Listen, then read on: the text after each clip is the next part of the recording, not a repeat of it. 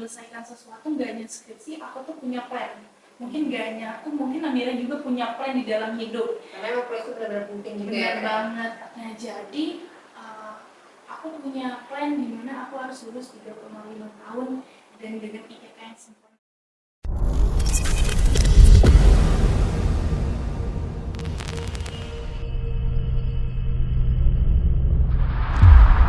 Semuanya, kembali lagi bersama saya Daniela Sesnabila di Agricast, Agribisnis Podcast.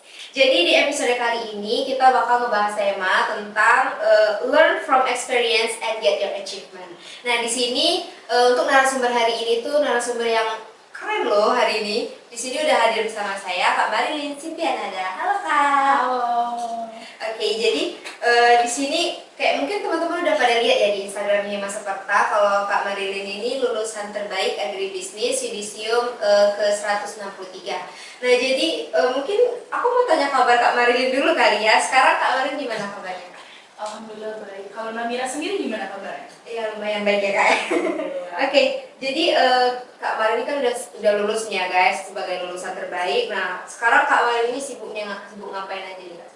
Kalau ditanya soal kesibukan, sekarang fase yang akan aku hadapi ini tentunya berbeda sama fase yang sebelumnya. Kalau sebelumnya aku dihadapkan pada fase di mana aku belajar, dan fase yang akan aku hadapi nanti itu adalah fase di mana aku harus merealisasikan hal-hal yang sudah aku pelajari. Tentunya untuk kesibukan sekarang masih terus mengasah diri, mengembangkan soft skill yang ada dan terus belajar, karena saingan aku nggak lagi di anak sosek nih, karena saingan aku bakal bersaing sama anak-anak lebih luas lagi. Mungkin orang yang udah lebih berpengalaman juga ya. Oke, jadi Kak Marilyn ini kan lulusan terbaik ya. Jadi mungkin kakak bisa share nih Kak tips and trick jadi lulusan terbaik ini. Kalau ditanya tips and trick, sebelumnya aku harus bangga kepada diriku sendiri karena aku bisa jadi yang terbaik di antara yang terbaik menurut aku anak-anak sosek ini. Kalau tips and tricksnya itu dalam menyelesaikan sesuatu nggak hanya skripsi, aku tuh punya plan. Mungkin nggak hanya aku, mungkin Amira juga punya plan di dalam hidup. Karena emang plan itu benar-benar penting juga. Benar banget. Nah jadi aku punya plan di mana aku harus lulus 3,5 tahun dan dengan IPK yang sempurna, karena menurut aku untuk jadi lulusan terbaik itu mungkin dinilainya dari IPK tertinggi ya di antara teman-teman yang lain yang ikut yudisium pada periode 163 ini. Mungkin tips and tricksnya itu kita harus mengikuti dan menyelaraskan antara plan dan action kita itu gimana. Oke, nah jadi kan misalkan teman-teman lihat di Instagramnya Mas Seperta nih ya, Kak Marilyn ini selain lulusan terbaik dan juga salah satu penerima beasiswa nih. Nah kalau untuk beasiswa yang kakak dapat kemarin itu beasiswa apa?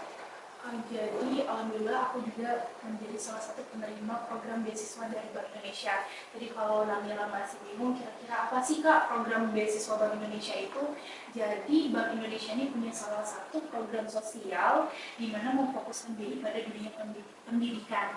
Jadi cara konsennya BI ke dunia pendidikan itu ya dengan cara memberikan program beasiswa kepada pemuda-pemudi terbaiknya yang sudah melewati tahap kelayakan dari pihak kampus maupun pihak Bank Indonesia. Oke, jadi selama kakak penerima beasiswa nih ya Kak, sebagai penerima beasiswa, kakak kemarin benefit yang kakak dapat apa aja nih dari beasiswa Bank Indonesia? Jujur banyak banget benefit yang kakak dapatin. Yang pertama itu pihak Bank Indonesia itu memberikan tunjangan pendidikan, biaya pendidikan selama 1 tahun, di mana untuk 1 bulan itu kita diberikan total biaya sebesar 1 juta rupiah. Jadi kalau ditotalin 1 tahun itu kita dapat 12 juta per orang. Yang kedua itu pihak Bank Indonesia itu menyediakan wadah dalam bentuk komunitas. Nama komunitasnya itu Genbi atau Generasi Bank Indonesia. Nah jadi di Genbi itu para beasiswan berkumpul jadi satu untuk dilatih soft skill, karena banyak sekali program-program yang diluncurkan oleh pihak Bank Indonesia dalam wadah Genbi ini untuk kita para beasiswanya. Jadi selain benefit tunjangan biaya pendidikan, aku bisa melatih soft skillku lebih banyak lagi. Aku bisa bertukar pikiran kepada teman-teman yang aku yakin mereka lebih lebih banyak lagi ilmu dan pengetahuan daripada aku gitu. Jadi bisa sharing-sharing gitu ya, kayak saling tukar pendapat. Nah, yang paling mungkin yang paling enak itu ya, kita jadi salah satu penerima program beasiswa Bank Indonesia itu, kita bisa ikut program-program keren-kerennya BI yang mungkin Namira bisa tahu bahwa program-program BI itu keren-keren loh, dan nggak apa ya istilahnya tuh nggak kaleng-kaleng. Jadi setiap BI mengadakan suatu program kerja atau kayak kegiatan event-event besar itu, kita anak Genbi diajak untuk berpartisipasi di dalam program tersebut. Berarti itu jadi salah satu keunggulan dari beasiswa itu tersebut ya Kak. Mungkin teman-teman yang lagi nonton kita atau Namira sendiri kayak mungkin tertarik nih mau mendaftar ke beasiswa Bank Indonesia ini. Untuk tips and triknya itu gimana Kak cara dapetin beasiswa?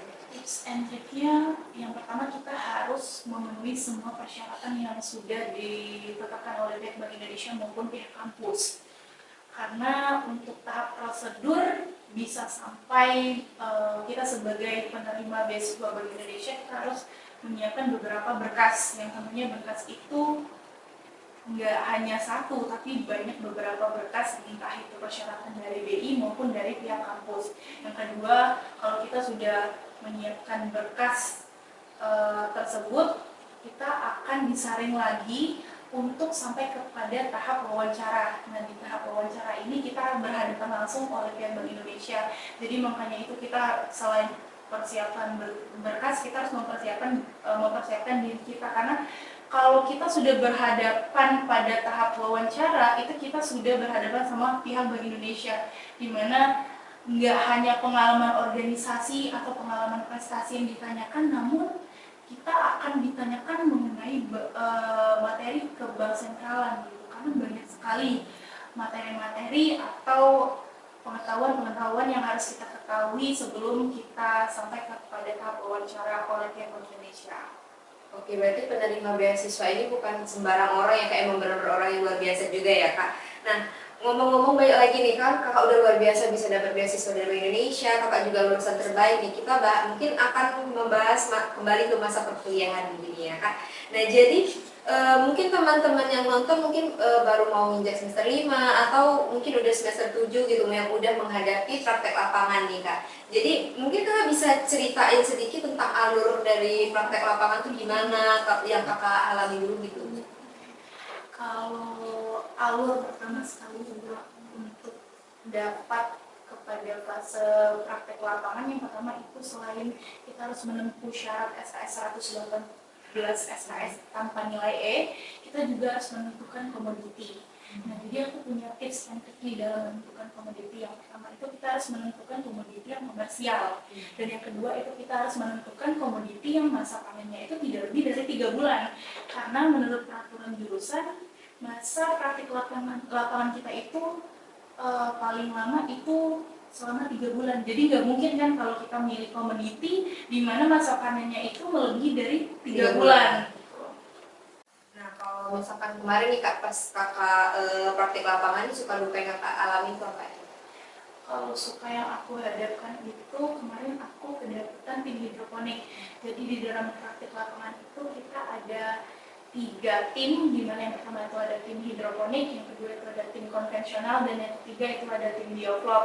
Nah, jadi untuk sukanya itu kemarin bibit semayan aku itu mengalami fase stunting. Itu bisa jadi gara-gara kekurangan cahaya matahari, dan kalau stuntingnya itu udah parah, otomatis aku harus nyemai ulang, dan waktu praktik lapangan aku tentunya berkurang, padahal waktu praktik lapangan itu adalah waktu yang sangat berharga ya, karena kita cuma dikasih 3 bulan, dimana kalau dalam tahap penyemaian kita gagal terus, otomatis kita bakal kekurangan waktu dalam fase panen. Tapi alhamdulillah di dalam praktik lapangan itu per PA kita dikasih kayak kakak pendamping gitu. Jadi setiap apapun masalah yang aku hadapin, mau itu suka maupun duka, kemarin kan banyak dukanya, seperti kegagalan penyemaian.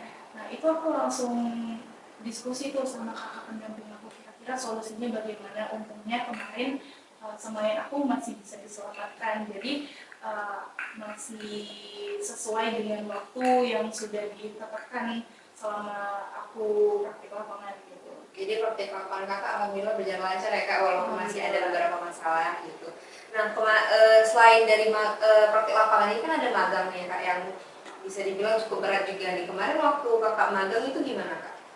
Kemarin alhamdulillah pada saat teman-temanku magang, aku sudah di tahap untuk menyusun laporan magang karena aku sudah bersusah-susah dahulu di tahun 2021 dan bersenang-senang kemudian di tahun 2022 karena aku bisa mengkonversi program Kampus Merdekaku di tahun 2021 untuk aku konversi ke magang di tahun 2022. Jadi aku gak lagi magang gitu. Nah, tapi kalau Namira tanya kira-kira gimana alur magang, itu yang pertama kita harus menyesuaikan tempat kita magang itu sesuai nggak sih sama jurusan kita gitu. Kita kan anak sosek, anak agribisnis, kalau kita magang di tempat yang nggak sesuai kan nggak dapat ilmu apa-apa gitu. Jadi yang pertama kita harus menyesuaikan.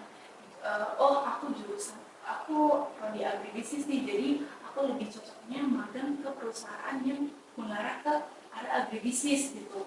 Dan yang kedua kita harus mempersiapkan proposal. Jadi pihak perusahaan itu memerlukan proposal yang kita buat untuk diajukan secara tertulis kepada pihak tempat magang yang kita tuju. Nah, jadi kan kakak udah melalui fase praktik lapangan, udah magang juga. Nah, jadi untuk sebagai tugas akhir tuh biasanya ada skripsi ya kak. Nah, dalam menghadapi skripsi itu kemarin suka duka yang kakak rasain apa aja kak? Suka dukanya itu banyak ya. Aku sempat nangis juga dalam mengerjakan skripsi karena aku nggak mau ngedoktrin Namira kalau skripsi itu susah. Kalau bisa dibilang, aku senang ngerjain skripsi, jujur. Oke, jadi kan tadi Kak Marilyn udah melalui fase praktek lapangan ya, udah magang juga. Jadi untuk tugas akhirnya ada skripsi kan. Nah, untuk skripsi itu orang-orang biasanya susah atau kesulitan dalam menentukan judul gitu ya Kak. Nah, tips dari Kak Marilyn sendiri untuk nentuin judul skripsi kemarin gimana? Yang pertama itu kita harus menyesuaikan judul kita dengan program studi kita itu bisnis. Karena kayak nggak sinkron aja kalau judul kita tentang apa, sedangkan program studi kita tentang apa gitu. Jadi harus saling berkesinambungan gitu. Yang kedua, kita harus paham kita udah buat judul ini dan tentunya untuk di tahap selanjutnya kita udah tahu nih kira-kira poin-poin apa aja yang bakal kita masukin ke dalam judul yang udah kita rangkai jadi satu gitu. Jadi memang harus kebalangan juga gitu ya Kak, harus balance gitu. Nah, untuk ngomong masalah skripsi ini kan orang banyak yang pusing ya Kak, masalah revisi sama kalau misalnya lagi mau cari dosen untuk minta ACC segala macam. Nah, kalau dari Kak Marin kemarin waktu nyusun skripsi itu gimana Kak? Intinya kalau kita mungkin lebih bahas ke soal revisinya ya. Aku punya prinsip di mana jika aku mengerjakan sesuatu, aku akan sungguh-sungguh. Jadi dalam mengerjakan skripsi ini kita udah dikasih pedoman sama pihak jurusan cara pembuatan skripsi yang baik dan benar. Jadi untuk pertama sekali aku harus menyuguhkan sebuah skripsi atau sebuah proposal yang menurut aku ini udah sesuai dengan pedoman. Jadi aku nggak bakal susah lagi nih. Mungkin kalau ada revisi itu revisinya cuma sedikit, mungkin kebanyakan orang revisi berulang kali dia itu nggak sesuai mungkin atau nggak ngebaca, padahal pedoman mengenai karya tulis ilmiah itu kita udah disebarluaskan gitu. Dan di situ juga udah clear juga gitu ya Kak. Benar. Nah, untuk selanjutnya itu mungkin pesan-pesan nih buat kakak, buat teman-teman yang mungkin lagi nyusun skripsi atau lagi bingung nih menghadapi skripsi, mungkin kakak bisa kasih pesan terakhir nih. Pesan dan kesan aku selalu mengingat pesan dari dosen aku yaitu Ibu Ketuawati SMSI. Hai Ibu. Beliau itu selalu bilang skripsi yang baik itu skripsi yang diselesaikan. Jadi kita sudah memulai mengerjakan skripsi, dalam artian berarti kita harus menyelesaikan skripsi tersebut. Jadi jangan pernah lari guys, kalian harus menyelesaikan skripsi kalian. Jangan kalau di skripsi ini kebalik, kalau di dunia luar kebanyakan kita yang di ghosting, kalau di dunia perskripsian banyak dosen yang kena ghosting sama mahasiswanya karena banyak mahasiswa yang bimbingan setelah sempro bimbingan menjelang semhas hilang. Semhas bimbingan setelah semhas hilang. Nah, jadi itu yang sering memperlambat mahasiswa untuk dapat menyelesaikan skripsinya dengan tepat waktu. Padahal kalau kita rajin nih bimbingan sama dosen pembimbing, itu tuh nggak ada ruginya karena kita mempercepat hal yang sudah kita mulai gitu. Jadi intinya jangan pernah lari guys, kalian harus menyelesaikan skripsi kalian sampai Jadi nggak selesai. boleh tunda-tunda gitu ya Benar. Kak ya. Menunda-nunda skripsi itu tidak baik. Nanti telat gitu. Benar sekali. Oke, udah selesai nih Kak, nggak kerasa ya. Ternyata ngobrol sama Kak Marilyn ini jadi seru-seru banget. Jadi semoga apa informasi yang dikasih sama Kak Marilyn, tips and triknya juga itu bermanfaat buat teman-teman semua. Aku rasa itu aja untuk podcast hari ini. Sampai ketemu lagi. Dadah. Bye.